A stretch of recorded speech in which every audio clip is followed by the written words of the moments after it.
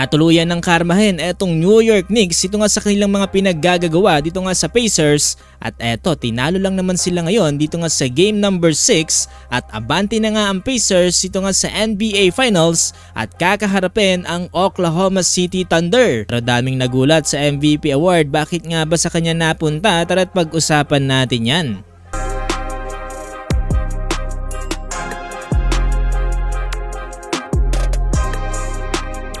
Matapos ang 6 na laban dito nga sa Eastern Conference Finals ay tuluyan na nga tinuldukan dyan dito nga ng Indiana Pacers etong New York Knicks. Sabi mukhang unti-unti na nga nating nasisilayan ng sulit na pag-rebuild dito nga ng Indiana Pacers dito nga sa kanilang team through the years. Dahil tila nga ba kasi unti-unti nang nabubuhay ang franchise na to dahil nitong taong 2000 pa ang kanilang huling NBA Finals appearance matapos nga nila maging Eastern Conference Champions. Ito ngayong against kila Kobe Bryant, Shaquille O'Neal dito nga sa Los Angeles Lakers. Hindi lamang yan ang maaaring gawing history dito nga ng Indiana Pacers dahil kung sakasakaling matalo nga nila dyan ng Oklahoma City Thunder, rin ang kanila magiging kauna-unahang NBA Championship dito nga sa franchise history ng Indiana Pacers. Talagang napakalaking bagay para sa Indiana Pacers kung sakasakali mang mangyari yan at matalo man nila itong Oklahoma City Thunder. Ang ba talagang natuluyan ng karmahin etong mga fans dito nga ng New York Knicks tapos nga ang kanilang mga pinaggagawa dito nga sa mga Pacers fans. Yun ay wala na silang maitatrash talk dahil tuluyan na silang tinuldukan dyan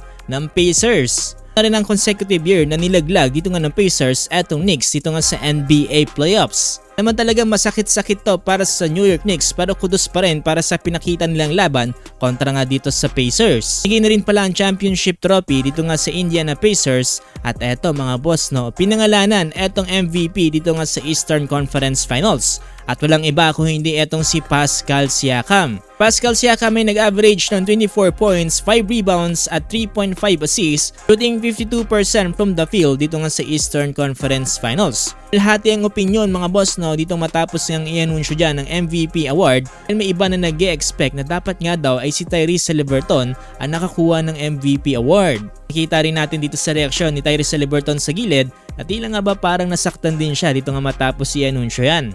Matapos ang paghaharap-harap ng 16 teams dito nga sa NBA playoffs, eto mga boss no, down to 2 na lang tayo at maghaharap na dito nga sa NBA Finals. Etong Oklahoma City Thunder na nasa waiting list na matapos nga nilang talunin etong Minnesota Timberwolves sa 4-1. Ito na ang Pacers, akyat na rin at kakaharapin na rin etong Oklahoma City Thunder. Matinding laban to para sa magkabilang panig, so let's see kung kakayanin nga ba dyan ng Indiana Pacers na talunin etong Oklahoma City Thunder na top team dito nga sa West.